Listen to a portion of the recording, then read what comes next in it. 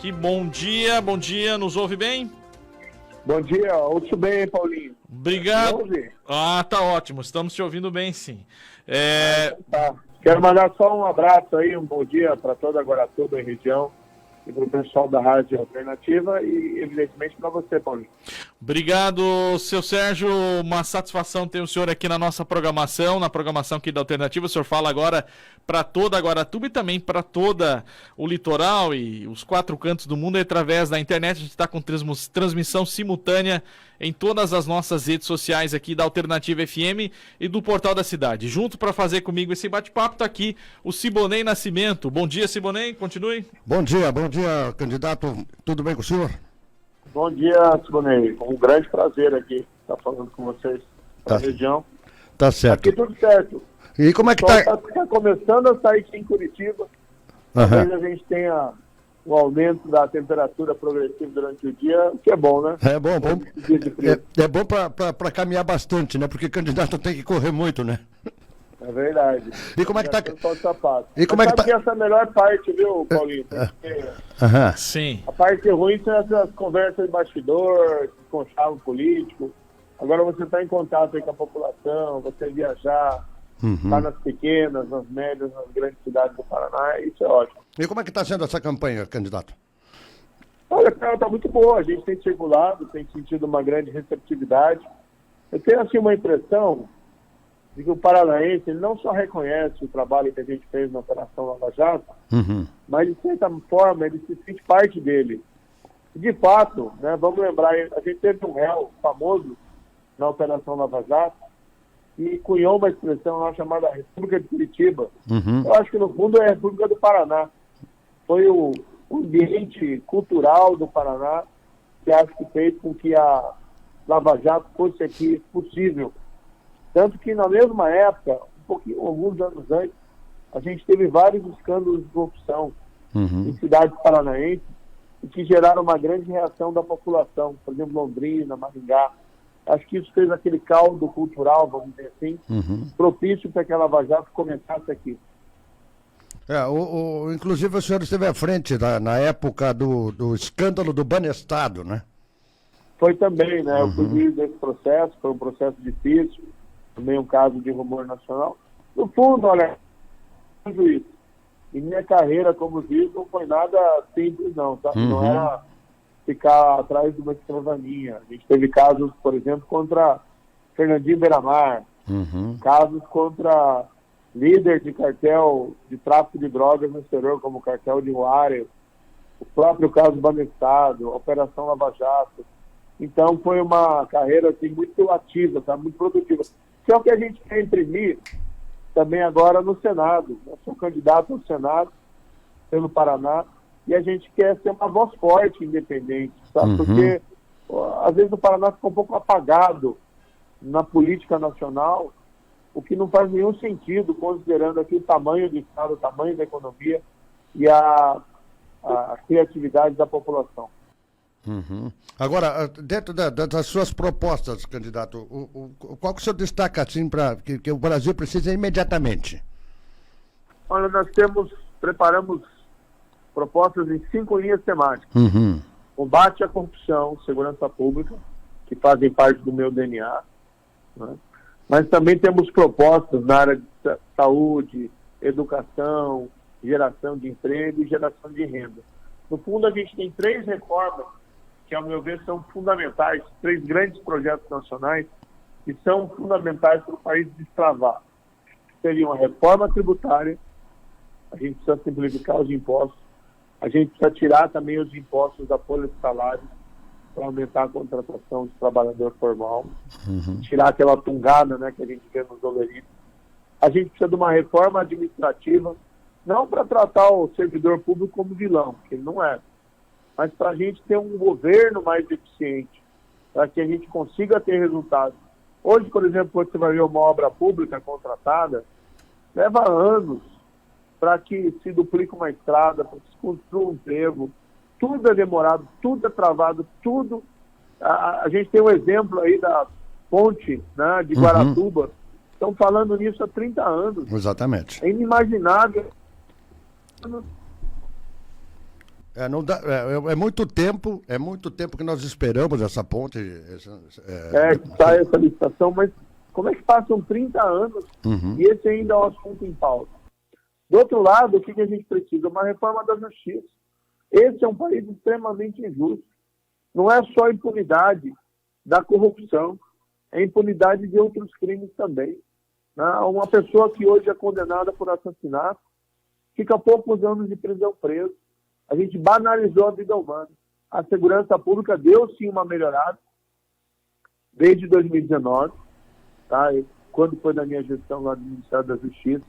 Nós tivemos uma queda histórica nos principais indicadores criminais. Para vocês terem uma ideia, em 2019, assassinatos caíram em todo o país 22% em comparação a 2018, mas ainda tem muito que se trabalhar. Então, essas três reformas, reforma tributária, reforma administrativa e reforma da justiça, são essenciais para destravar um país. Mas a gente precisa igualmente ter uma revolução na saúde e na educação, aproveitando esse pós-pandemia, em que houve um certo despertar para as potencialidades da tecnologia digital e da tecnologia de comunicação à distância. Todo mundo hoje quer resolver a sua vida na palma com um smartphone, né, com o seu celular, e não perder tempo, muitas vezes, em burocracia, ou tendo que se deslocar a grandes distâncias para ter atendimento médico. A gente tem que aproveitar esse momento. Agora, eu tenho colocado também, Paulinho, a meu ver isso é muito importante, que embora eu queira ser um senador representando o Paraná nesses grandes projetos nacionais e não desaparecer, mas também está presente nas localidades, ser um senador da cidade. Por isso que eu tenho circulado todo o estado do Paraná e assumido o compromisso de ser um senador itinerante, visitando cada local, falando com as pessoas, para saber e trabalhar também pelas demandas locais. Eu pergunto o seguinte, candidato, dentro dessas suas reformas, desses seus projetos de reforma, como é que o senhor vê uma possível reforma política nesse momento? A reforma política é uma reforma necessária. Hoje, ela não se fala muito nisso, no meio político. Mas eu tenho como essencial e importante para o país a gente caminhar para o voto distrital, tá? Principalmente para deputado. A gente vê hoje deputados nessa fase de campanha, deputados correndo todo o estado do Paraná, buscando voto desde Guaratuba até Foz do Iguaçu, de Maringá a Guarapuava, o que torna as campanhas muito caras e os deputados suscetíveis a pressões financeiras.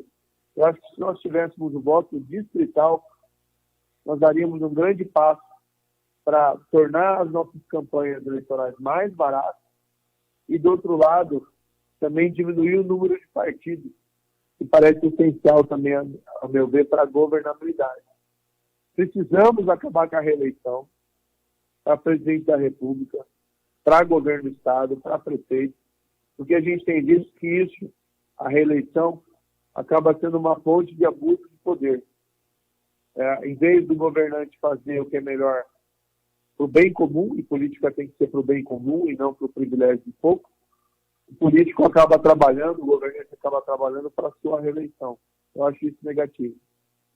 8h52, estamos falando ao vivo aqui na Alternativa FM, também para as redes sociais, com o ex-ministro da Justiça e juiz federal, Sérgio Moro, candidato a senador aqui pelo Paraná. Sérgio, qual a principal diferença entre o Sérgio Moro, juiz, e agora o candidato Sérgio Moro, sabendo aí que as funções são bem diferentes, né?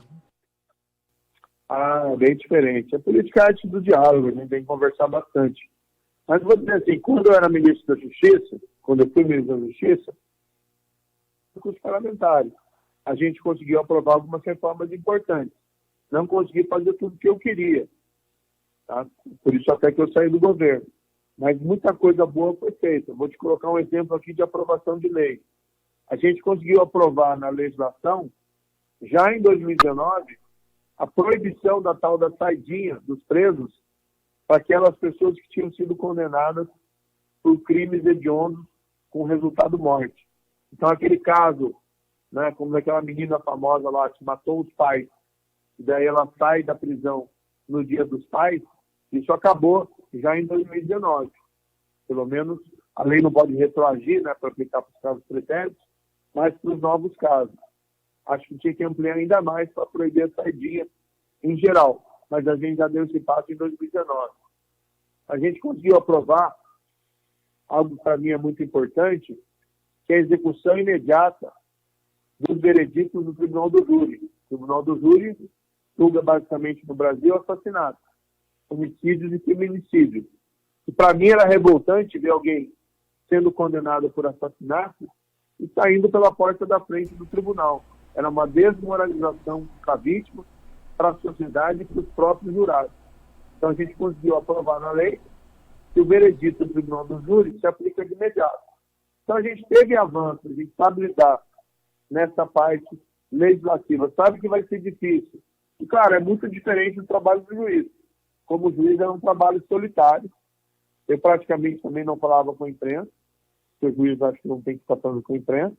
Agora é diferente, você tem que se expor e falar para a população o que você pretende fazer e também prestar contas do que você fez. Eu tenho entendido que a gente tem ido bem nisso aí, as pessoas têm compreendido, né? Tanto o passado como o futuro. E eu acho que o passado que te dá credibilidade. Vou te dar um exemplo aqui. Primeira vez que eu votei como eleitor foi em 89. Aquela eleição presidencial Collor contra Lula. Ambos diziam que eram contra a corrupção. E a gente viu o que aconteceu. Tanto o Lula se envolveu em escândalos de corrupção do governo dele, como o próprio Collor foi empichado por esquema de corrupção. Para mim é diferente. Eu lutei contra a corrupção na Lava Jato. Eu arrisquei minha carreira. Eu arrisquei outras coisas. Se eu fiz isso no passado, eu acho que eu tenho a credibilidade necessária para afirmar que não vou me corromper e que vou continuar sendo um combatente da corrupção. Então, de certa maneira, embora seja uma carreira diferente, como juiz e agora como político, o que a gente fez no passado nos dá credibilidade para falar sobre o futuro. Agora, é o seguinte, candidato, o senhor fala em relação à corrupção, mas o senhor vai agora para um legislativo. E o legislativo também tem sérios problemas com esse tema de corrupção. Quer dizer, como é que o senhor vai enfrentar, por exemplo, os outros senadores, como é que o senhor vai enfrentar deputados federais, numa situação em que normalmente você fala que chegou no Senado ou chegou lá no Congresso, o cidadão passa a ser mais um. Como é que vai ser? Não, jamais serei mais um. Eu acho que na minha carreira eu provei isso. Como juiz, a gente fez com o apoio da população paranaense de todo o Brasil, a gente fez a maior investigação da história sobre corrupção. A gente conseguiu romper uma tradição de que as pessoas roubavam e nada acontecia. Como ministro da Justiça, a gente foi para cima do crime organizado, foi para cima do PCC. A gente enfrentou o desafio de transferir as lideranças do PCC para presídios federais de segurança máxima. Ninguém tinha feito isso antes, gerando um impacto ali naquela organização. Isso foi em fevereiro de 2019. Ninguém tinha tido coragem de ordenar essa transferência. Indo agora ao Senado, não é exatamente Daniel na cova dos leões. Tem muita gente boa dentro do Senado. Você tem que construir um grupo. Você tem que construir política pública. Agora, isso as pessoas sabem.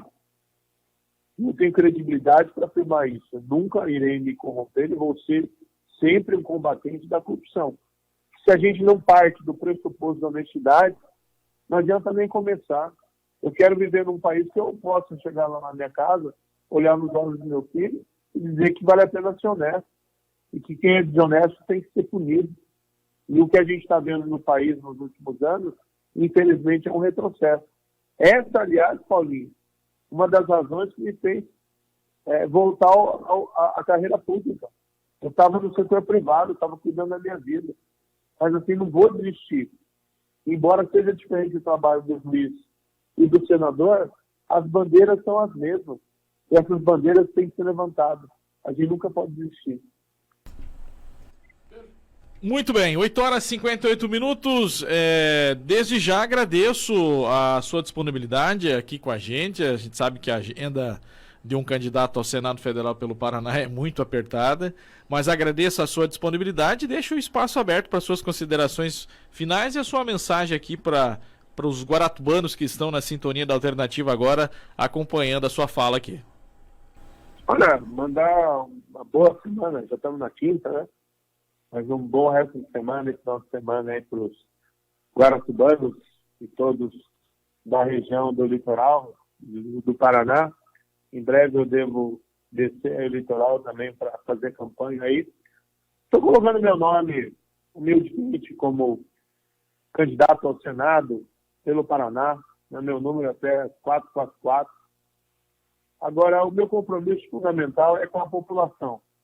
E a gente resgatar essas bandeiras que são tão importantes para a gente, que é a reconstrução da justiça, né? Trazer justiça para a população. Não só a justiça aí criminal, questão de combate à corrupção, segurança pública, mas a justiça num sentido mais amplo, né? Essa justiça para a gente reduzir esses privilégios e diminuir essa grande desigualdade nesse país, porque a gente só faz ativando a economia, né? Retomando o crescimento econômico e tendo a coragem de defender aquelas reformas estruturantes para o país, sem nunca perder um olhar para as demandas locais. Então, muito obrigado aqui, né? Gostaria de contar com o voto do ouvinte para essas eleições, para que a gente possa retomar o trabalho que foi iniciado lá atrás e que todos bem conhecem. Então, muito obrigado. Obrigado, e numa próxima oportunidade, quem sabe a gente esteja ao vivo aqui no estúdio, conversando um pouco mais também sobre o Paraná e sobre o litoral. Obrigado, seu Sérgio. Obrigado, um grande abraço para vocês. Tá aí, conversamos com o ex-ministro da Justiça e ex-juiz federal, Sérgio Moro, aqui na programação da Alternativa FM.